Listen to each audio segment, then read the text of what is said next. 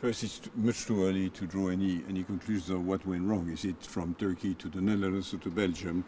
But it's exactly what we are working on. We are very active in trying to identify all the stumbling blocks. They might be technical, might be legal, or might be even cultural. And we're working heavily on this. Yeah. Only 5 countries, as we know, share information, intelligence information about terrorism. Your job is to coordinate and to make this country do more. What can you do?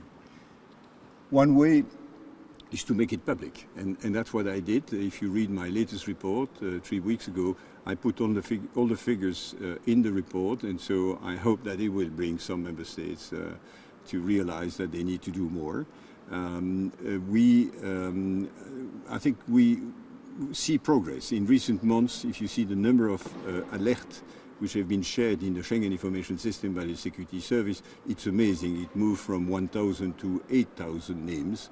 So we are making progress. We should not be negative. The challenge is to do it very quickly. Does the European Union do enough to protect its external borders, to detect foreign fighters who are coming back? You mentioned the Schengen Information System. Is it fed properly by the member states? So you're right to say that we need to be much more systematic at the external border. Heads of state and government have decided to do so, and the legislation is close to be adopted.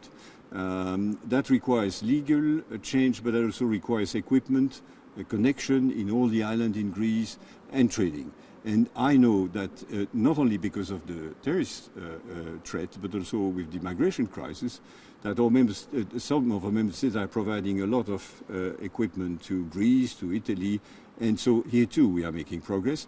It should be stepped up and speeded up, yes, but I'm confident that in the coming months we'll reach 100% check at the external border.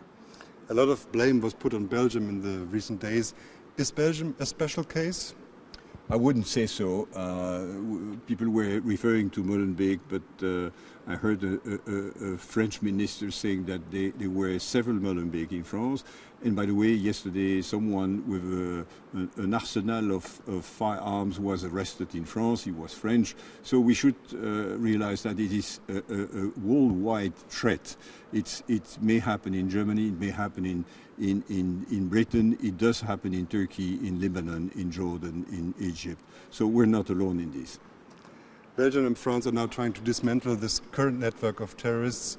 What about the threat? Is the threat then over or is it still existing? No, unfortunately my assessment is that the more we will put pressure on Daesh in Syria and Iraq, and we are winning in a way, you've seen the recent progress in Palmyra in Iraq, in Syria, the more we do that, the more we'll see Daesh maybe trying to mount attack in the West and especially in Europe. It is an organization which wants to show successes, and for the time being they are on the defensive. Another consequence might be the return, a bit earlier than we had expected, of many of our foreign terrorist fighters or citizens who went to fight alongside Daesh and Jabhat al-Nusra. A third one could be a move from Syria to Libya of the leadership of Daesh. So I think the threat remains quite high and quite acute indeed.